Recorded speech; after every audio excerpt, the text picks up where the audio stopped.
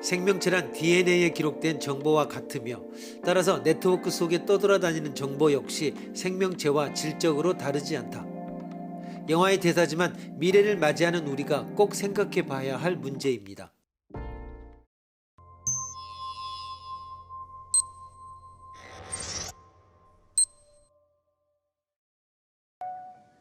오늘날의 인공지능 연구에 익숙하지 않은 사람들이 내놓는 기준을 듣다 보면 웃음이 날 때가 많다. 왜냐하면 그들이 내놓는 기준을 보면 하나같이 컴퓨터도 할 수 있는 것들이기 때문이다. 예컨대 많은 사람들은 경험을 통해 학습할 수 있는 능력이라는 기준을 제안하는데 답은 컴퓨터에서 작동하고 있는 많은 인공지능 시스템들이 이러한 기준을 만족시켜왔다. 이런 상황을 맞으면 컴퓨터도 생각한다고 결론 내릴 수밖에 없다는 지적으로 솔직한 반응보다는 컴퓨터는 만족시킬 수 없을 거라는 희망을 가지고 다른 기준을 모색한다. 일반적으로 두 번째로 선택한 기준은 아마 창의성일 것이다. 이 역시 많은 전문가들이 컴퓨터가 이 기준을 만족시켜 왔다는데 동의한다는 말을 듣게 되더라도 여전히 생각하는 기계의 가능성을 인정하지 않는다. 그들은 이제 조작적 정의를 도출하려는 시도를 포기하고 인간이 기계를 만들고 프로그램하였으며 기계는 단지 그 프로그램을 따를 뿐이기 때문에 컴퓨터가 사고할 가능성은 없다고 주장하기 십상이다. 마지막 인간이 기계를 만들었다는 논지를 비판해 보시오.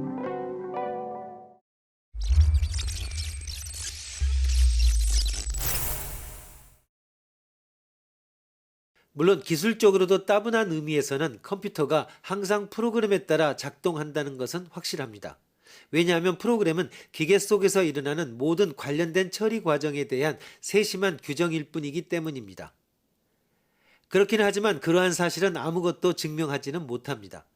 왜냐하면 똑같은 논리를 우리 인간에게도 적용할 수 있기 때문입니다.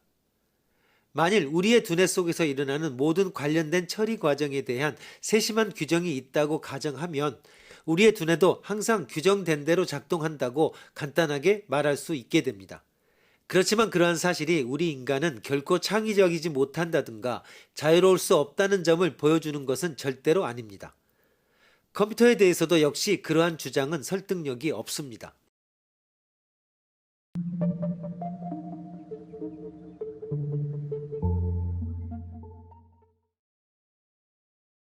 이러한 주장은 생각하는 기계에 대한 가장 오래된 반대 의견의 하나이기는 하지만 이 논쟁은 사실 허망한 것입니다. 대부분의 사람들이 사전에 자기가 갖고 있던 강력한 믿음에 압도되어 이 논쟁이 지금 논의하고 있는 문제와는 전혀 무관하다는 사실을 인식하지 못하게 됩니다. 기계가 생각할 수 있는가의 문제는 기원에 관한 논쟁과 거의 상관이 없습니다. 물건을 들어 올리는 과정으로 생각해 봅시다. 크레인은 물건을 들어 올리는가? 이 경우에도 마찬가지로 사람이 크레인을 만들었기 때문에 사람이 물건을 드는 것이지 크레인이 물건을 드는 것은 아니라고 말해야만 할 것입니다.